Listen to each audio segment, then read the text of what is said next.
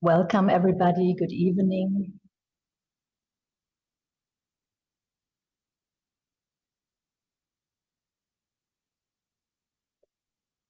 Welcome, everybody, and good evening. Dear Itamar Mann, dear Dinah, my name is Anna Pollmann, and as a research associate at the Jewish Museum Berlin, I'm in charge of our digital lecture series. I warmly welcome you to the second event of this year's series of online conversations under the title Migration, Jewish History. The diagnosis of a migration or refugee crisis is quickly underway in political discourse once we are confronted with global political crisis to large-scale migration movements. The year 2015 was called the long summer of migration by some and the refugee crisis by others. In one way or the other, still shapes political discourse more than 10 years later. How valid are both these diagnoses in historical perspective? Backdrop of our series of online conversations, 5 scholars in development of international from different. They will reflect on the present, future of human rights as a political promise that must be upheld. We aim to uncover historical rights integration that are today. Last week or 2 weeks ago, political philosopher Sheila produced the Convention 1951, central document of human rights protection, which seems more and more for migrants due to shifting and repressive border regimes. And also today's conversation will head to the question how migrants were historically and are still prevented or enabled to seek human rights remedies. With international law expert Itamar Mann, we will turn to the Mediterranean as a space of exchange of goods and persons, deadly space, as well as a space for political imagination. We will encounter the image of the vessel on the open sea, not sailing under any different historical episodes of maritime migration, but also as a metaphor pointing to weak spots of human rights protection. This year, we cooperate with the daily newspaper Die Taz, our neighbor a streaming format. We are delighted that Dinah Riese, head of the domestic department at Taz, for that, as an editor for the topic of migration and integration, has received multiple awards for her investigative reporting on the so-called ban on abortion. Her interview with survivors of the attack in Halle created the Reporter Award. Before we begin, I would like to thank Katja Watt, Ina Jürgens, for organizing this following evenings. I would like to mainly thank the Kalt-Lebinger Stiftung for supporting the digital lecture series. Finally, I would like to invite you all to the Jewish Museum for an anniversary program in Berlin time. Dear Itamar, dear Dinah, I'm looking forward to your conversation.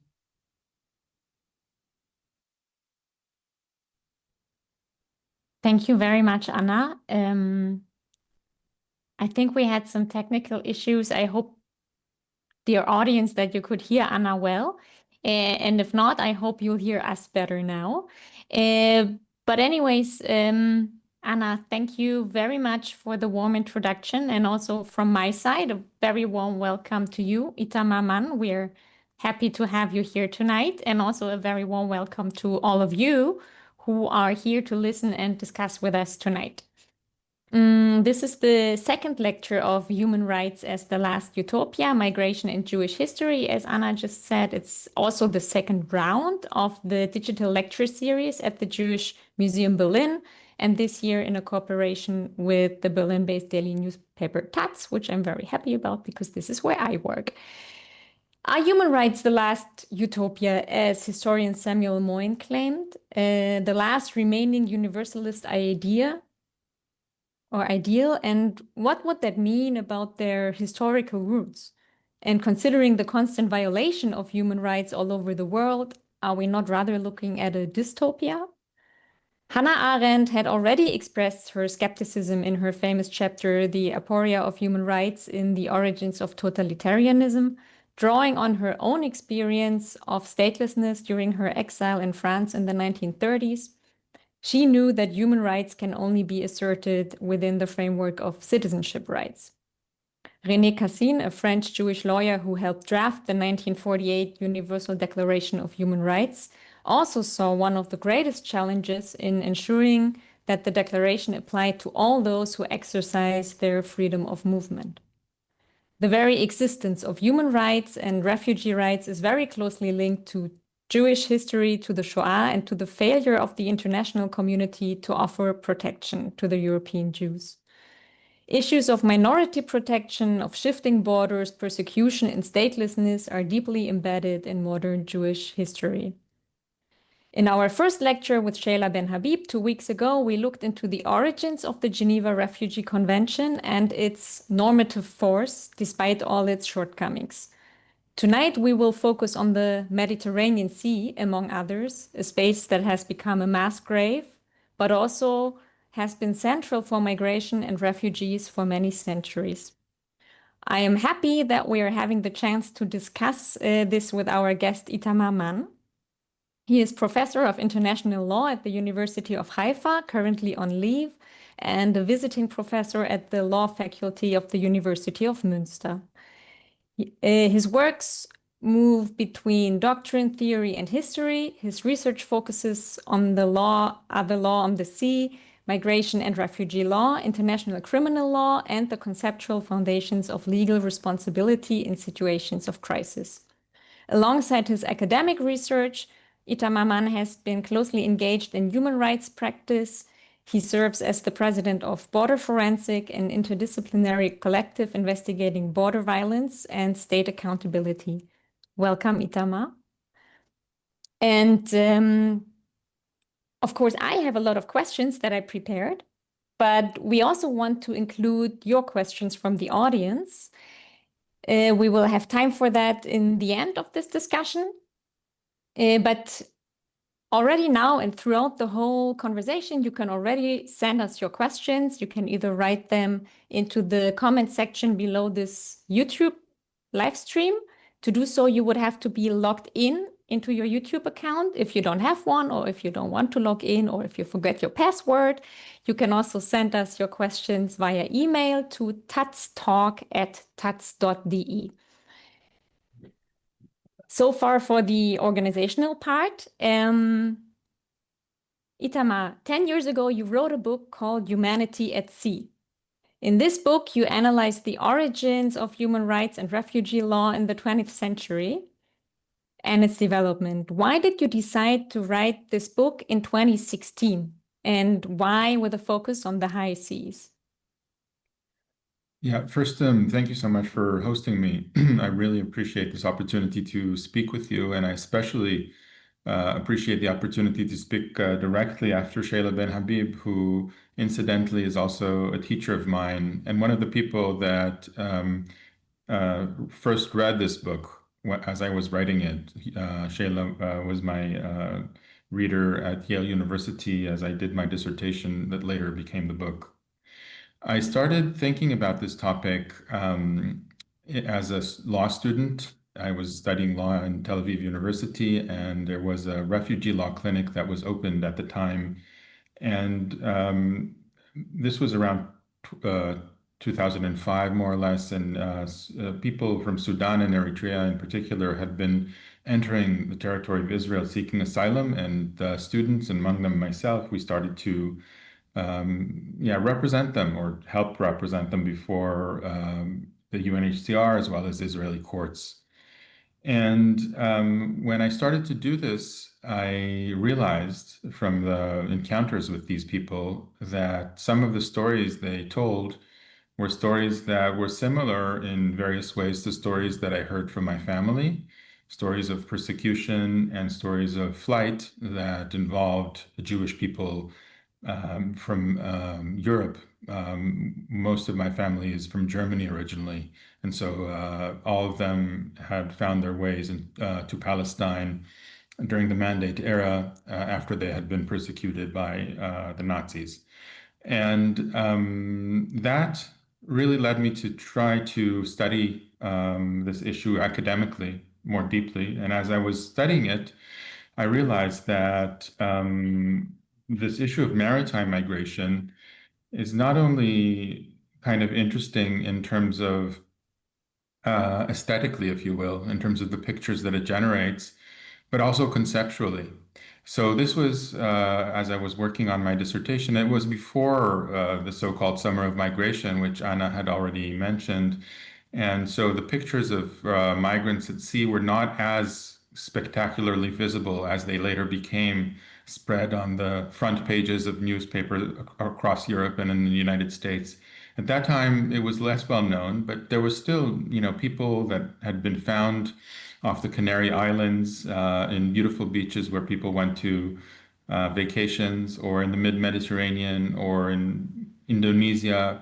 These stories came from everywhere, and they were very interesting. And in terms of the conceptual aspect, really, I realized that as Anna already had said, something about the lonely vessel without a flag has been a major metaphor for thinking about refugees in the mid-20th century. So the book opens with this nice sentence from a lawyer who was central to the protection of refugees in the 20th century, a man named Paul Weiss.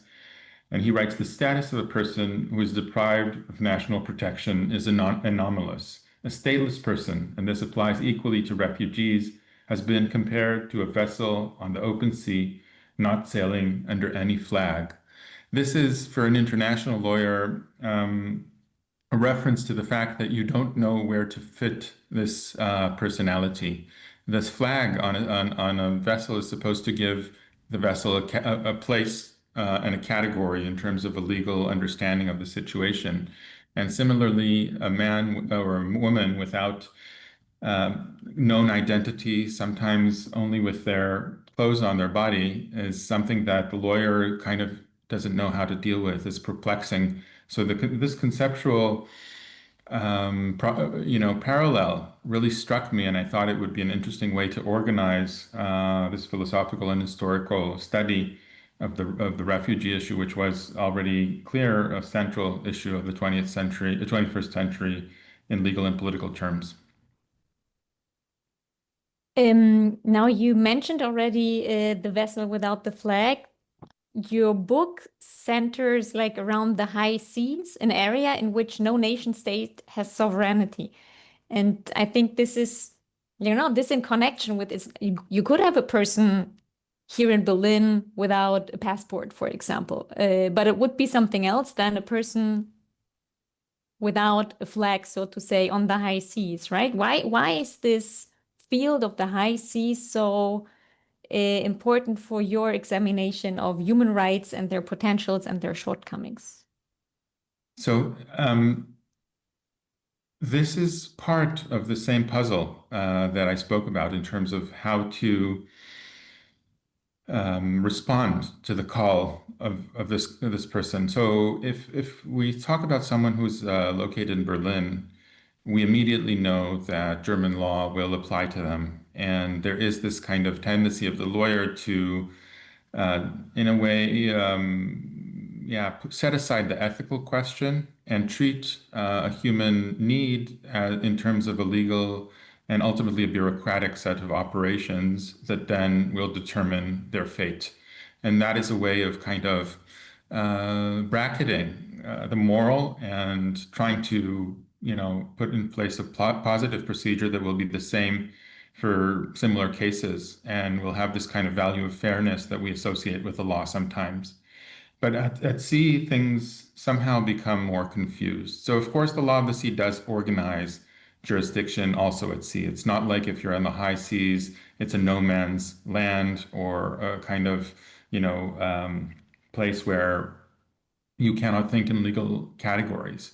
But the legal categories are different. So, for example, in common law countries, we have a kind of presumption against a duty of rescue. This is not necessarily true in civil law countries or continental law countries such as Germany, but in the US and in the UK, there is no duty of rescue. If you kind of encounter a person in need, you are not liable if you simply ignore them. On the high seas, under Article 98 of the United Nations Convention of the Law of the Sea, but this has kind of customary deep roots. The presumption is precisely the opposite. There is a kind of interpersonal or inter-vessel solidarity that is required, and that is then institutionalized by the law of the sea through various state authorities. But basically, the evolution of this was, in part due to the fact that people were traveling for hundreds of years across seas.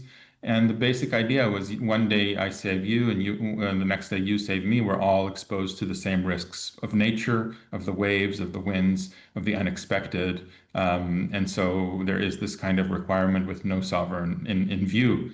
And similarly, there is a kind of presumption for a very, very wide right to movement. So the freedom of navigation, which is also a kind of customary rule that also that has colonial roots for sure, in terms of the exploitation of vast areas in the developing or in the colonies over centuries, also has other roots. Also has roots in terms of a kind of idea that the sea belongs to everyone, and everyone should be able to have opportunities to move and have opportunities to navigate and to fish, etc. So there is a different kind of set of background legal assumptions. In some ways, it's a reversed set of legal assumptions to those that typically occur on land. And against that backdrop, I think there is an opportunity to re-examine the ethical intuitions that we may or may not have that are somehow eliminated or set aside by this kind of bureaucratization that legal form often takes. And specifically, states have responded in ways that convey certain patterns to maritime migration and certain ways of trying to eliminate responsibility or trying to shadow responsibility or create procedures that will not necessarily emphasize the ethical question that arises. But time and time again, when we study the historical material, we see that has created problems. It has created problems for individuals to say that a certain person who might live or die according to their own decision can be disregarded if the law requires so. And so the law of the sea and maritime space has been a place in which at some moments you can try to uncover a certain kind of universalism from below that individuals may feel the need to insert into their interpretations of the law that applies on them. Now, you already talked about this inter-vessel solidarity. Your book, even though you wrote it before, was published in 2016, like after the climax of, Anna said it, you said it, what some call the summer of migration and some call a migration crisis. A time when war and crisis in Syria and in other regions, in other countries of the region, forced millions of people to flee their homes, and many of them lost their lives in the Mediterranean. And yes, you said it, we've like by now, after you wrote the book, pictures have been all over the screens, the newspapers, terrible pictures. But your book is starting long before the summer of migration, around 100 years back into the interwar period and long before the Geneva Refugee Convention. What connects these two moments in history? Yeah. So first, I want to kind of offer a certain caveat. I don't think that one would have to start with the Jewish asylum refugees that moved to Palestine under the Mandate in the 1940s, and especially I deal with Exodus, very famous Exodus vote of 1947, as July 1947 as the first chapter of the book. One could also conceivably start in other places. There has been maritime movement in other parts of the world, and there is no analytic reason to start specifically here. This is not a kind of original moment. But it is a moment that is an important moment, and it is a moment that helps me to, I think, discuss some of the analytical, philosophical questions that I try to explore in the book. So, to say just a few words about this episode, as I said, in July 1947, about 5,000 people leave a displaced people camp that is in the south of France near Marseille, and on the boat that is called the Exodus. This, of course, has biblical resonance with the Exodus from Egypt, the mythical story of the Exodus from Egypt during Moses's, chapter in the Exodus in the Bible. And the vessel is organized by a number of paramilitary groups, including most prominently the Haganah. This is one of many vessels that are reaching Palestine in a similar way, some of them from Europe, some of them from Asia Minor, some of them from even North Africa. It's told as a story of national self-determination, a story of nation building. There's a very, very famous film starring Paul Newman about the Exodus. And in this context, it's all about nationality, and it's all about building a new state. And Hannah Arendt already noted that in terms of the solution of the refugee problem, as she calls it in Europe, the establishment of the State of Israel was very, very questionable because it ended up displacing 750,000 Palestinians who were never allowed to return to their homes. So this story seems to connect in a kind of Gordian knot between the solution of a refugee issue and the creation of another new refugee issue, in a kind of vicious circle that seems not to have any way out. And the reason why I start with the book with this story is to try to take a step back from that narration and say, are we seeing here something else? Before it solidifies into this kind of nation building project, these people are also humans, and they're humans that demand rights as such. Earl Harrison was an American lawyer that was sent to this area and was also reporting about the displaced persons camps in the south of France. And he says very simply in a report that he writes for the US government that the people there are languishing, they are in terrible conditions, and if no government has effective remedies for them, they will act in a way for themselves because they have no other option. And indeed, as he predicts, that's what happens with this movement. And mandate vessel, British vessels they intercept the Exodus. They send people to extraterritorial imprisonment in Cyprus.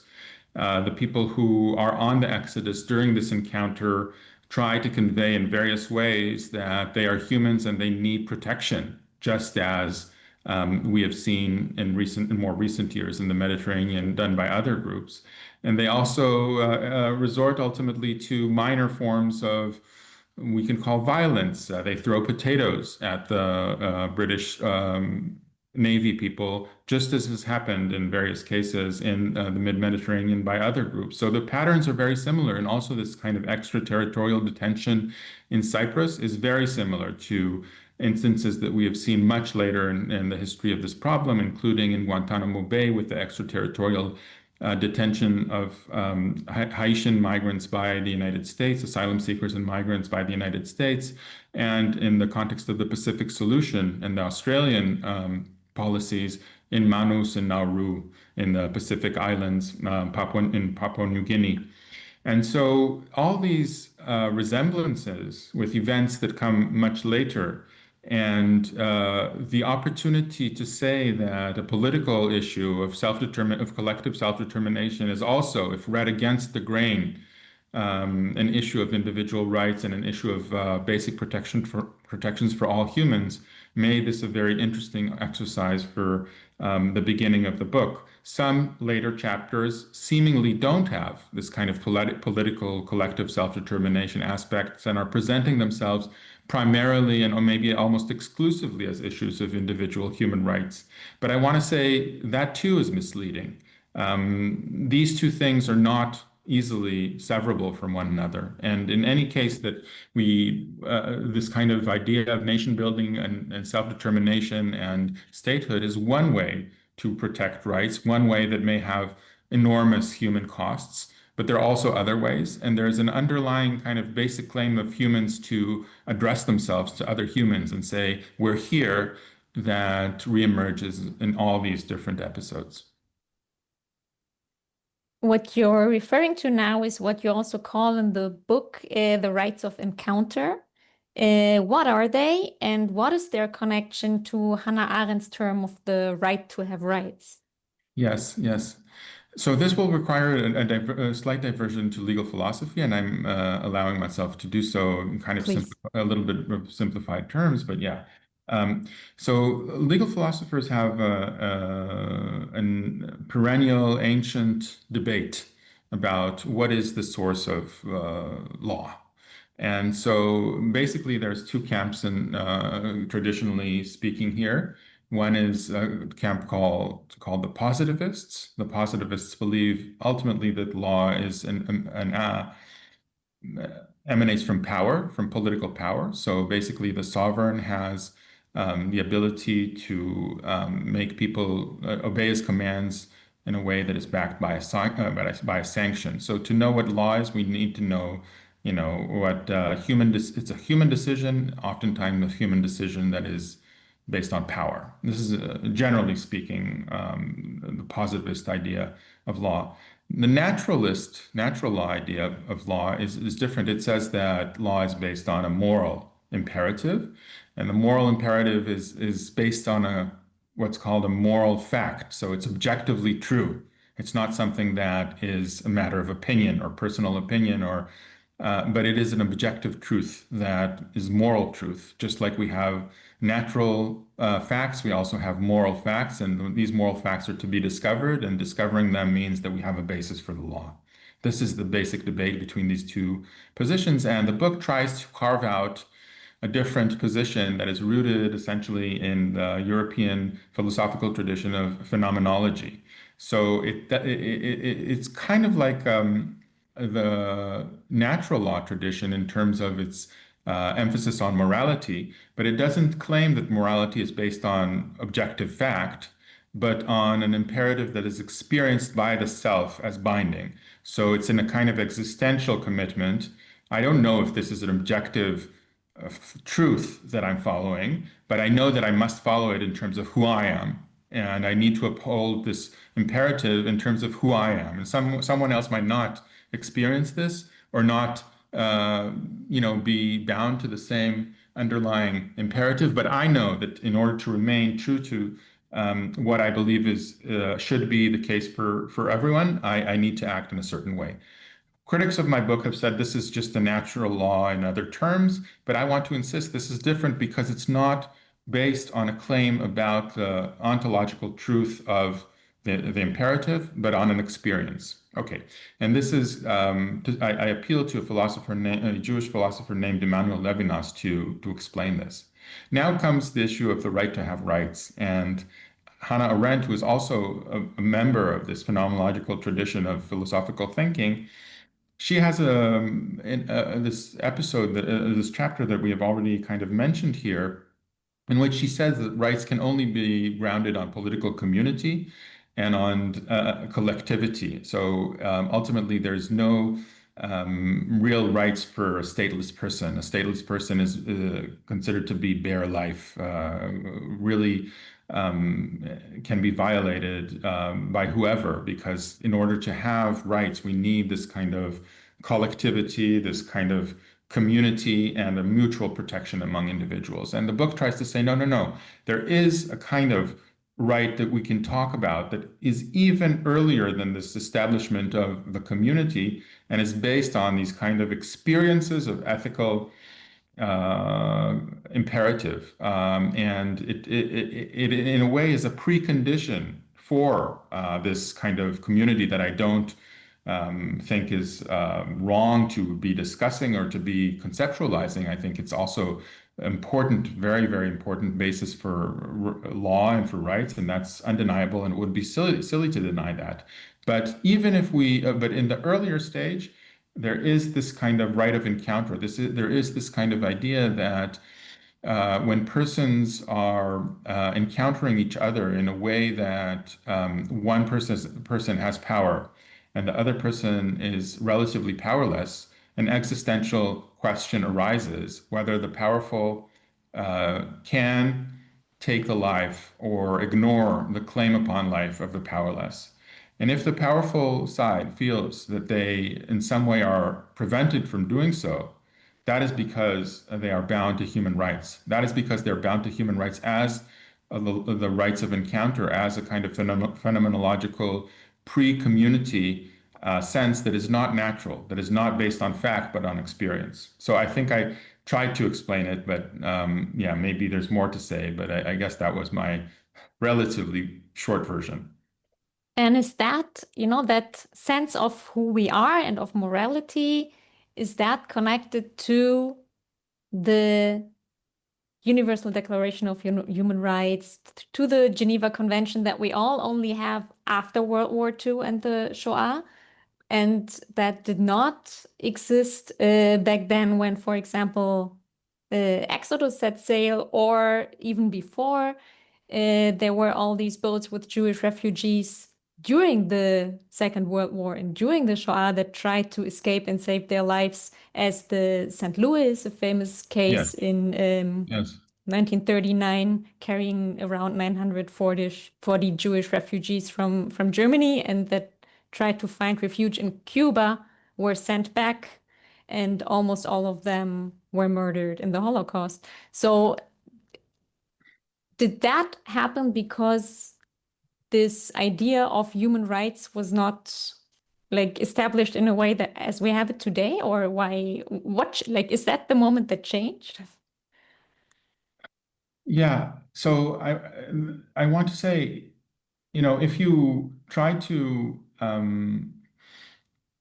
think about this rights of encounter issue from a social perspective, not in terms of the individual ethical commitment, but in terms of a kind of wider sense that many people feel belong to this project, and many people feel committed to this project, the project of international law in the post-World War II era, then you say, in a way, the UDHR, the Universal Declaration of Human Rights, and the 1951 Refugee Convention are expressions of that consciousness, are expression of that consciousness as it arises.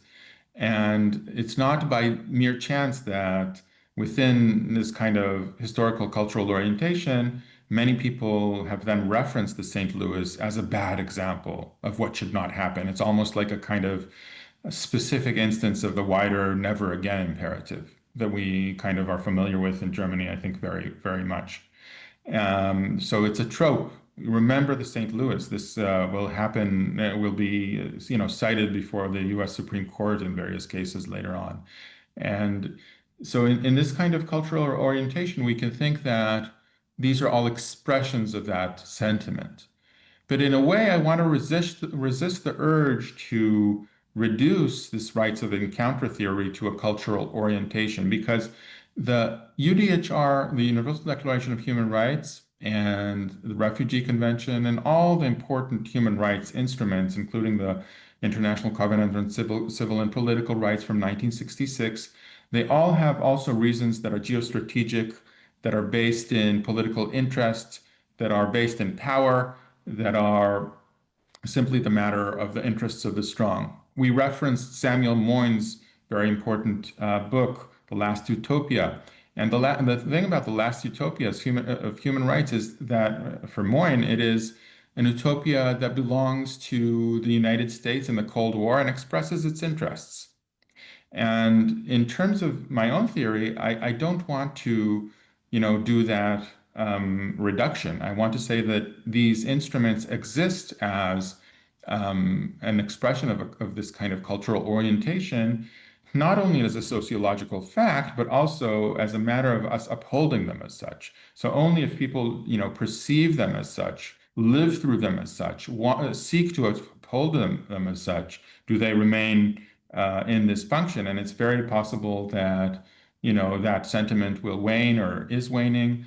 But it's not a matter of simple, it's once again not a matter of simple sociological or cultural fact. It's a matter of experience and of choice. And, we have a way of, trying to influence that and live through that in a way that may prevent or may uphold certain principles that arose in that time if we feel that they're still important and binding upon us. In the political, and you talked about power now, right? And in the Yeah. political debate around refugees and asylum, the center is often the interests and the capacities of nation states, their obligations, and how to balance these things. Of course. Refugees themselves mostly are, in this discussion, objects whose fate is decided upon by others. Yeah. And the right of encounter that you described challenges that perception. How so? So the idea is that, there is this expression of voting by your feet. And so that's the idea that simply by movement, you're already, in a way, performing a kind of agency and a kind of political participation on the world stage. That's the basic idea. And so if I'm a migrant that is leaving a coast in northern Africa, a Libyan coast, in recent years, for example, is where a lot of these issues have risen, and we can talk about that more as well. But I'm leaving the coast, and I'm setting sail with a boat. Maybe it's a smuggler's boat. Maybe it's not even seaworthy.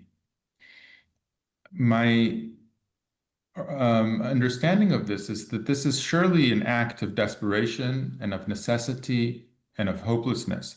But this is also, at the same time, an act of agency, an act that is challenging borders and is challenging the current regime.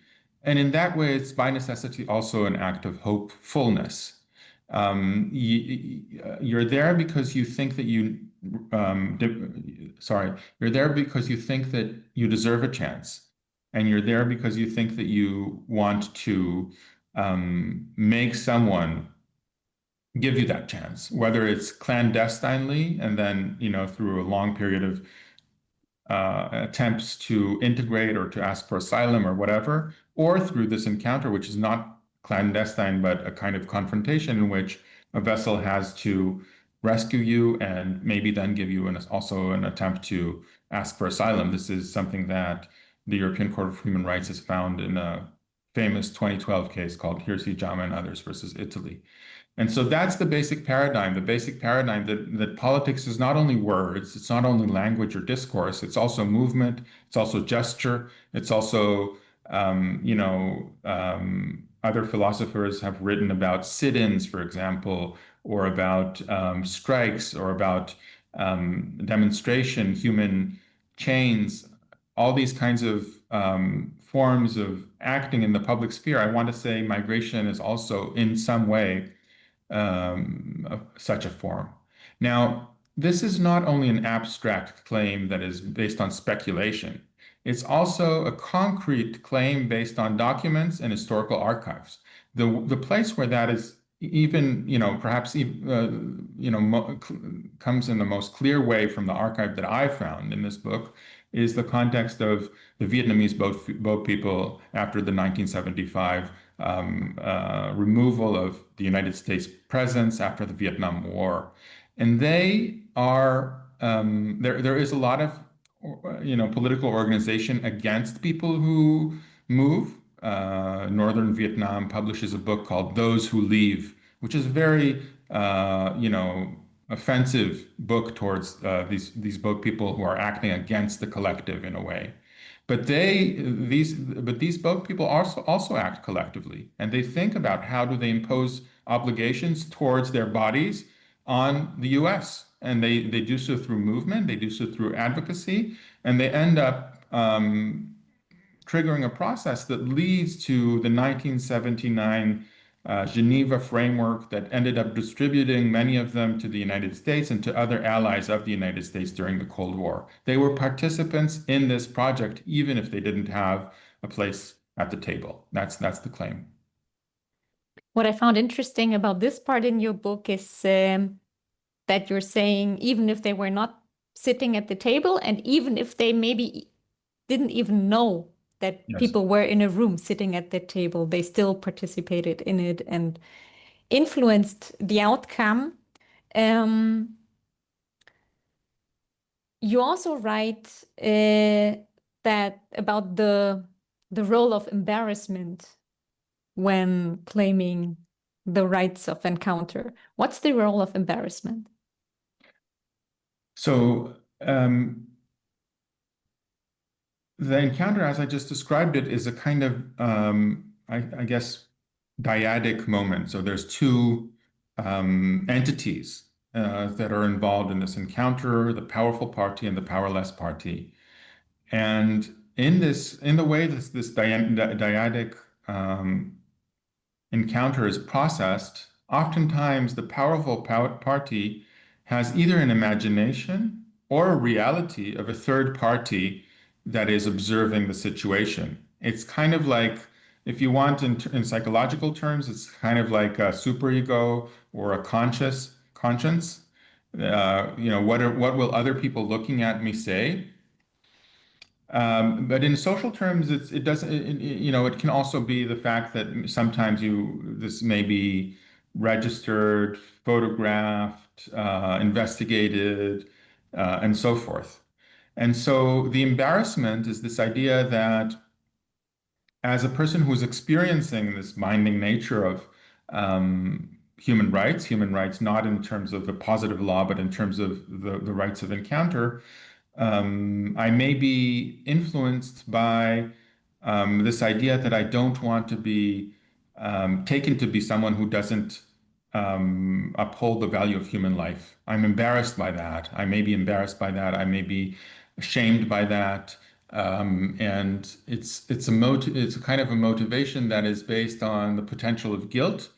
Then it also is something that migrants and refugees can use in order to mobilize. They can, in a way, try to stage events in which this embarrassment will make people do stuff that would otherwise not be done, make people give them remedies that would otherwise not be given to them. It's something that, within a strategic understanding of the social condition, can be used and can be opportunistically almost deployed. And so in as much as it remains, the rights of encounter remain something that binds us, that is also part of what's going on. Now, someone might say, and here also I am referring to criticisms that I got about the book later on.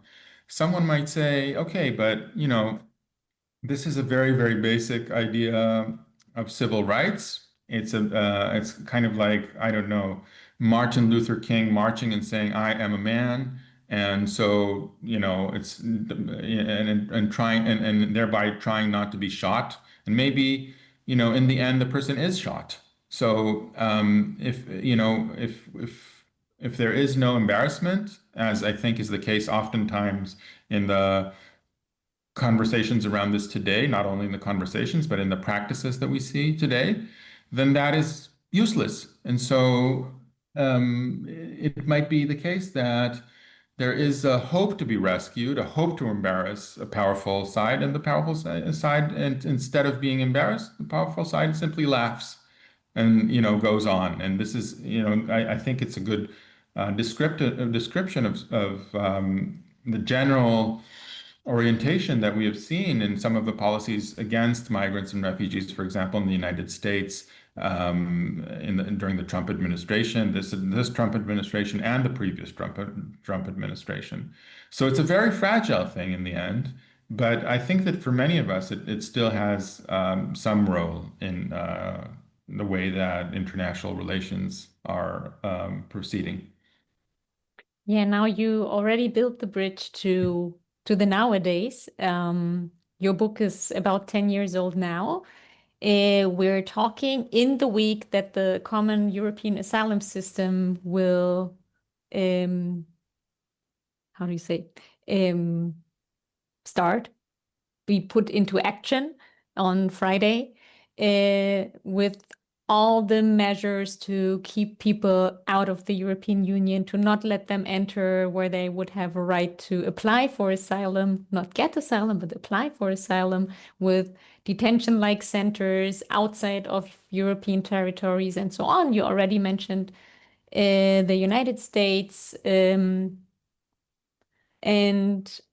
I remember you wrote that a human rights claim can only be coupled with a remedy when it meets a human rights commitment. I also remember German politicians, European politicians in the last years, like saying that the human rights law that we have, the Geneva Convention, everything, it's annoying because it binds us to helping people. Let's maybe get rid of it. Let's leave it.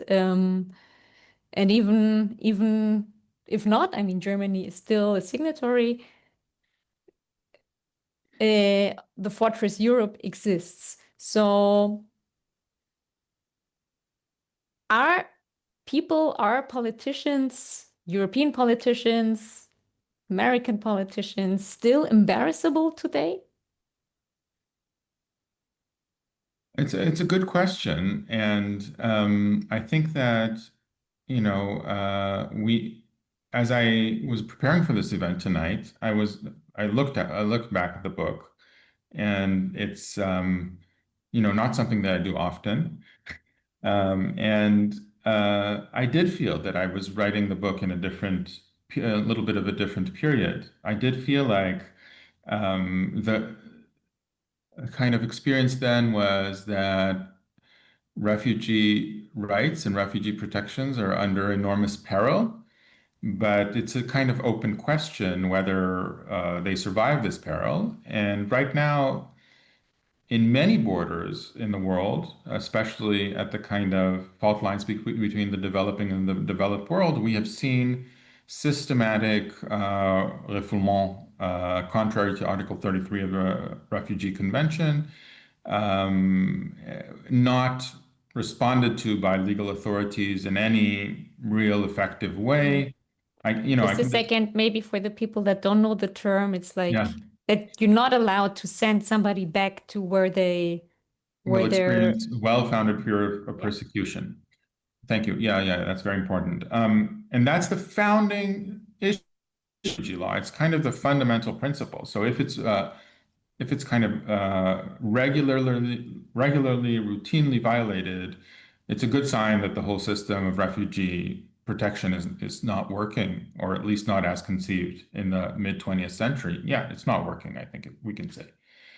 So does any of this hold any truth today? Before answering, I want to emphasize the depth of the problem. So we're talking about probably hundreds of people killed by drones by the United States government in the Pacific and in the Caribbean under the claim that they are trafficking drugs. But many of them are migrants, and that's acknowledged by the U.S. government. And these are instances that, by all means, are legally characterized as assassinations. It's not it's the U.S. government systematically murdering people at sea. That's what's going on under the Trump administration. And I'm not the only one who says this. This is not even a fringe position among lawyers. It's a very basic understanding. And in terms of Europe, Europe is doing much of what it's doing not through an open flaunting of the law, not through an open kind of, okay, we're not going to be bound by law anymore at all, which is basically what the Trump administration is saying, but through legal processes that are trying in a sophisticated way to eliminate any real responsibility that the European Union has towards refugees. And this is not entirely new. You're right that we're going through a very, very intense moment in that regard in terms of refugee and migration policy, but it goes back to the establishment of Frontex as the border control agency of Europe that is almost impossible to legally challenge in a court by its very structure and founding documents. And it goes to issues like all these externalization agreements where countries outside of the European Union kind of enforce the European Union borders from the outside.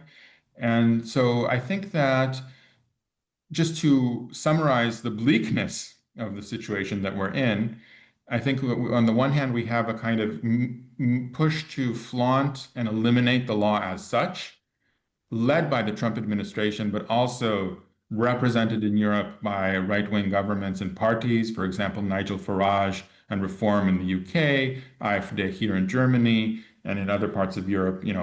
Each country, of course, France, have their representatives of this push. And on the other side, we have a kind of technocratic, more conservative orientation to say, okay, we are still bound by the law, but we have ways of legally dealing with the law such that it doesn't expose us to risk of migration. It's always cast in the language of risk. And these two things are really two sides of the same coin in my mind. They ultimately two strategies to do the same thing, which is to create a condition where refugee rights are eliminated. So is this a kind of fait accompli at this time?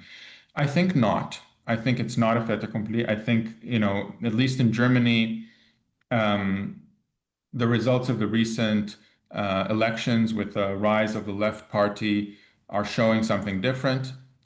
Not all, but a lot of members of the left party are very, very strong supporters of this framework. I can say, as a teacher of international law to students in a German university right now, I teach at Münster, where I'm also located right now. There's enormous interest among students in this issue, and it's not interest, contrary to what I just said. It's not based on certain party affiliation. People just think about, the Ukrainians that have entered here. They think about the Syrians that are here for some years now, and Merz is trying to remove them and send them back to Syria. But many of them are very, very integrated into this society, and it's something that moves people on a very, very fundamental level. So I don't think that it's going to be anywhere off the agenda and closed story anytime soon. I should also comment that this rhetoric of a crisis and the refugee convention is over and it's dead and gone. This is something that has been, dovetailed with this area of law since its inception and even before its inception. So there's a very, provocative and I think insightful essay by a German lawyer that also had fled to the United States, also Jewish, Otto Kirchheimer, it's called Asylum. And he writes about the fact that law will never really solve this. And every time that there will be a kind of mass influx, as the term is, it will seem like the law is completely taken by political anxieties and political fears, and that are very understandable, and that also relate to economic anxieties and people, really fighting or feeling that their livelihoods are in some way under threat.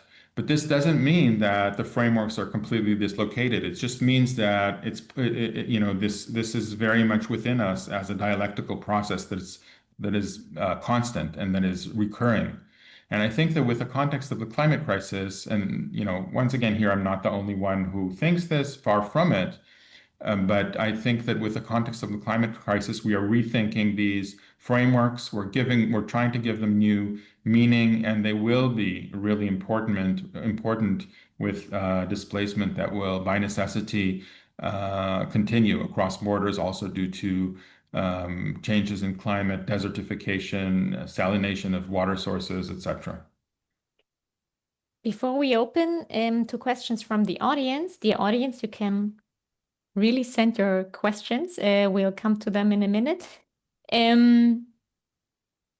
You just mentioned the future and the climate crisis.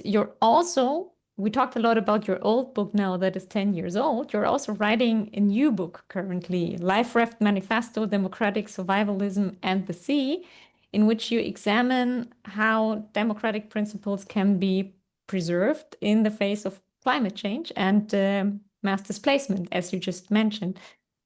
So now we talked a lot about history, but of course we also want to talk a little bit about the future and how it can look like and what can be done to maybe make it look a bit brighter than the present.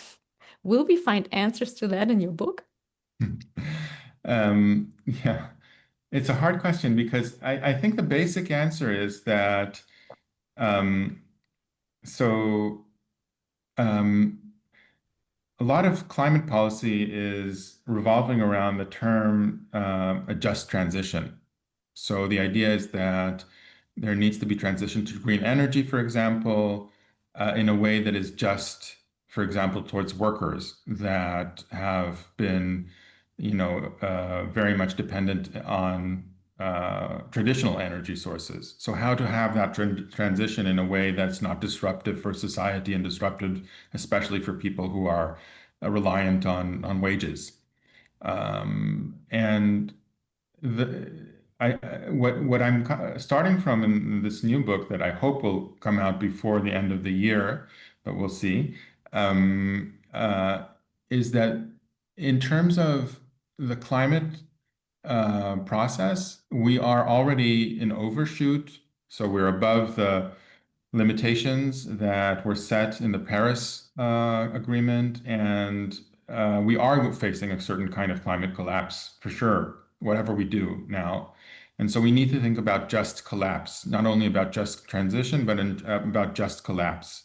And the book really pulls out this thread of thinking through the maritime from this previous book, and especially through maritime vessels and ways in which seafarers have always prepared for storms and for predictable, but not exactly predicted climate events at sea, and asks whether, in terms of a kind of democratic society, we can apply some of these insights that come from maritime law in terms of preparation, that is expecting to have a certain level of loss, but to distribute that loss in a way that is somehow fair and not always falling in the end at those who are already the most vulnerable in a society.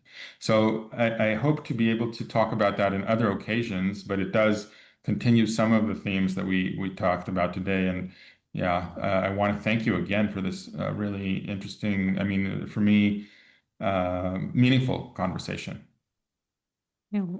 Thank you we're not done yet, so I'll thank you I know, in the but end. just for your questions and for giving me this opportunity. Yes. Yeah. Okay, and let me look into the chat if there are any yet. Not yet, then I'll keep asking questions. I'll go back a little bit to when we talked about embarrassment and if people still are embarrassable. And I was wondering also, as a journalist, of course, about the role of media and like publicity to that embarrassment because, you know, I used to work as our editor for German migration politics, and so I'm still interested in the topic, of course, which is maybe also why I'm moderating this discussion, but I'm also still on a lot of mailing lists. And I keep getting these messages about people who drowned in the Mediterranean, about rescue ships in distress because they're not like either blocked or even shot at by Libyan Yes. boats. And all these things today hardly make it into the news. It's a very different situation to like compared to 10 years ago when like not everybody, you should never say everybody, but so many people in the world know the picture of Alan Kurdi, of this toddler washed onto a Greek beach, drowned. And it's also this picture, which really is like the embarrassment, right? That set things into action. But people are still drowning. We just don't look at them anymore. Like, how could that happen? So how could that happen? I guess part of what also becomes very, very clear from looking at this historically is that there is a kind of welcome fatigue or rescue fatigue that occurs not only today, but also in previous events in which large-scale migration and refugee flows occurred. And so, in many historical sources, you see this kind of initial reaction, okay, let's help, let's save, and then some time passes and people end up getting a little more stingy with their resources and with their time. So I think this is understandable, and it doesn't necessarily mean that there will be no other events that will make it to the media. So, for example, we can think about the Ukrainian refugee crisis that did in some ways make it to the media after a lot of fatigue. And people said this is because these people are white. These is because these people are not Middle Eastern migrants, not African migrants, and so there's easier empathy towards them. And that may be part of the reason, indeed. But it still is the fact that there was some change and this issue was reopened. And I'm not precluding the idea that it can also be reopened by people who are Black or Arabic speaking or not from the global North. Sometimes, history has these surprises, and I think that when we look at it over some few decades, not even such a enormously long term, but just a number of decades, we see that even after the attention has waned, sometimes it's then rising again. But I couldn't agree more that the attention now is far away from these humanitarian and human issues. So, for example, just to name one example that I feel compelled to mention here, if we have the time, Sure. around the COVID crisis, a researcher named Niamh Keady-Tabal, who was a PhD student at the time, now researcher, postdoc, very, very talented person. We noticed first online on social media, and then we investigated it, that migrants from Middle Eastern countries mainly were put on rescue vessels, inflatable rafts at the shape of a tent, typically in orange, by the Greek Coast Guard and left in the Aegean Sea, simply abandoned there. And we were amazed by this behavior. It was startling to us that such a cruel behavior may be possible towards humans, and it kind of goes on.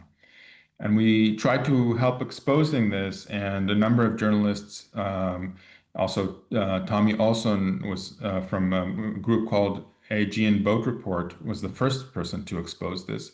We worked on it. It ended up in the New York Times. It ended up in various, in Der Spiegel, various other kind of pretty prominent news sources. And I think it's still going on. And we're now 6 years later. I think these instances still happen, and I think it's careful, it's not, I don't know the number, but I would not be surprised if Tommy Olson says this very, very clearly, that we're now with hundreds and hundreds of people who have been subjected to this behavior. And there's people that I've spoken with who have been subjected to this behavior multiple times individually. So, including a case that is litigated before the European Court of Justice currently on this issue, from a man named Allah Hamoudi, who's a Syrian and is represented by a group called Frontlex. In any case, I think that it's true that we are in a very, very grim time in terms of this kind of solidarity. I just want to insist that it's not historically unprecedented, and that the underlying issues will remain pressing and will continue to trigger, I think, responses by people. Thank you.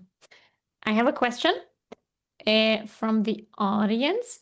It starts with a thank you for all your answers or mini lectures, very illuminating.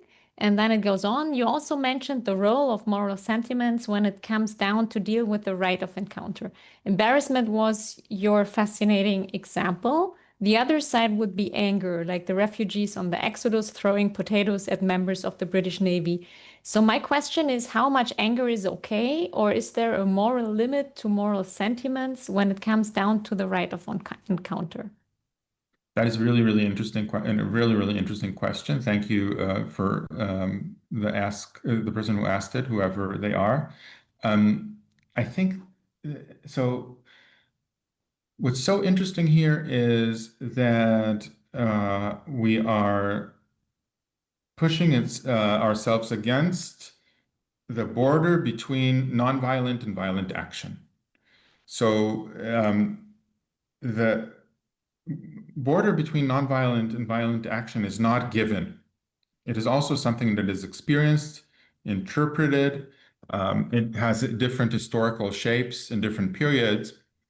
And in order for this kind of rights of encounter approach to work, part of the argument is that it must be nonviolent. So it must be not addressable in terms of an enemy coming to attack me.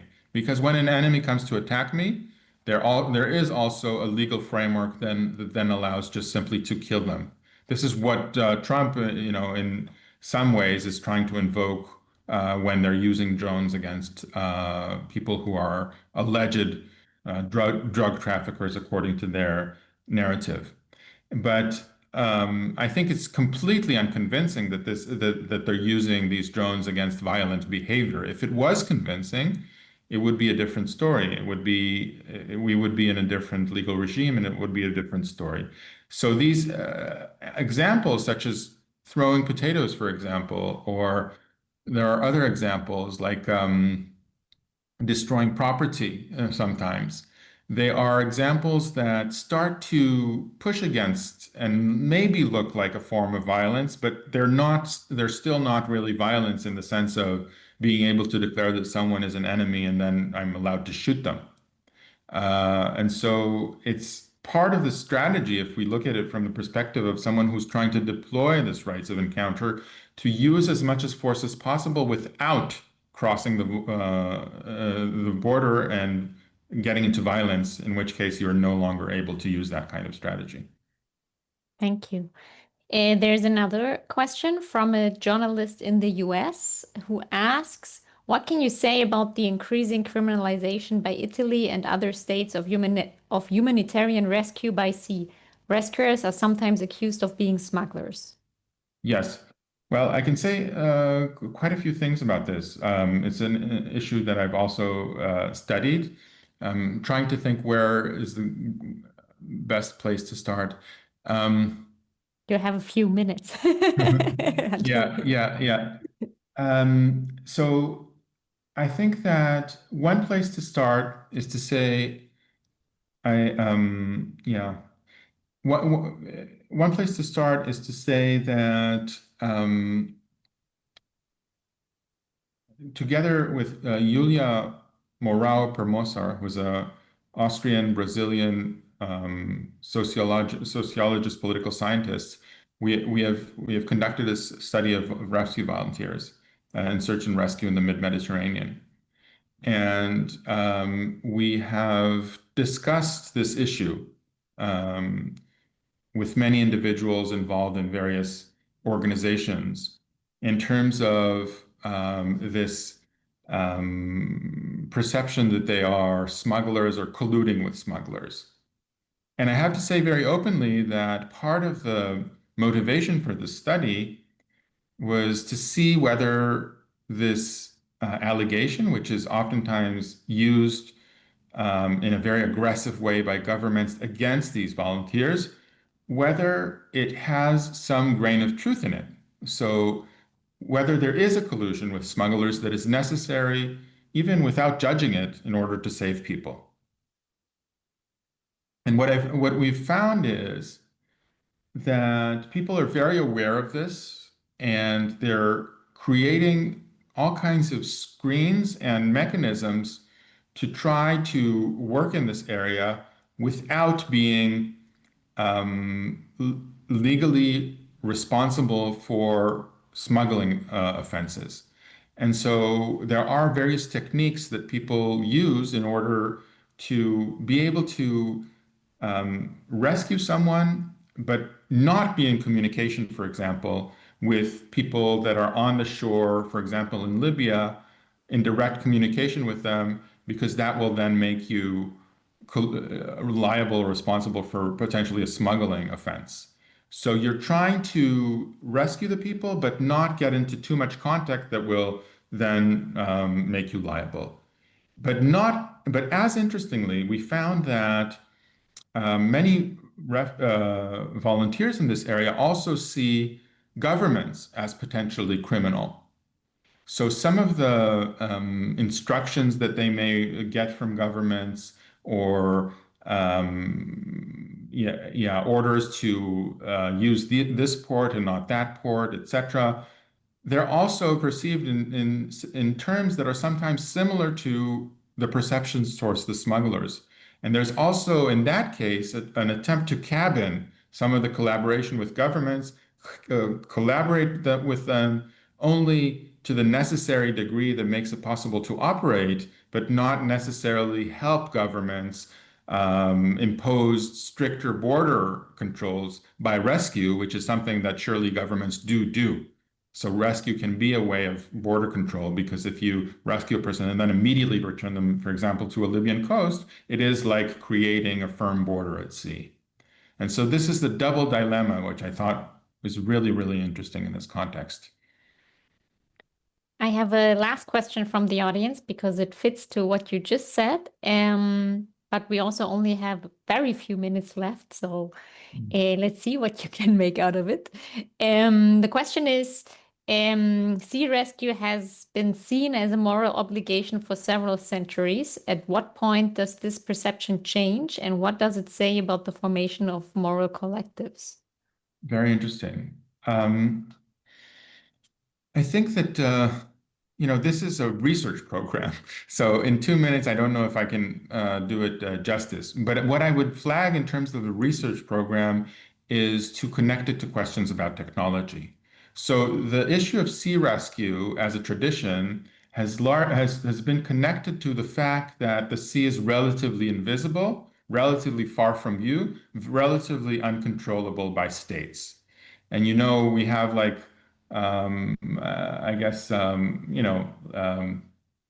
lighthouses that still make the shore visible from the sea, and so there's all these kind of basic rudimentary technologies to try to give some control over the sea, but basically it's beyond visibility. And now that's no longer the case. We have visibility fully in terms of satellite technology, in terms of drones, in terms of other technologies. And so there's a kind of territorialization of the sea. And the hypothesis would be that this territorialization that comes with visibility, at the very least, creates a rupture in that history of solidarity at sea. Looking at the clock, I'm afraid we really have to wrap things up now. Itamar Mann, thank you very, very much for your time and for sharing your thoughts with us. And we're looking forward to your new book.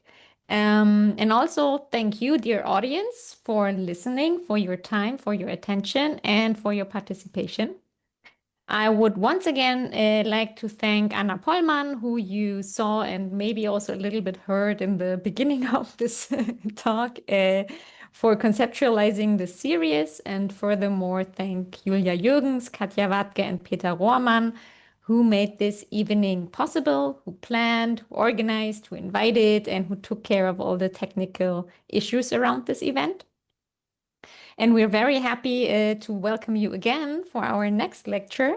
We'll have 3 more lectures until the end of September in this lecture series.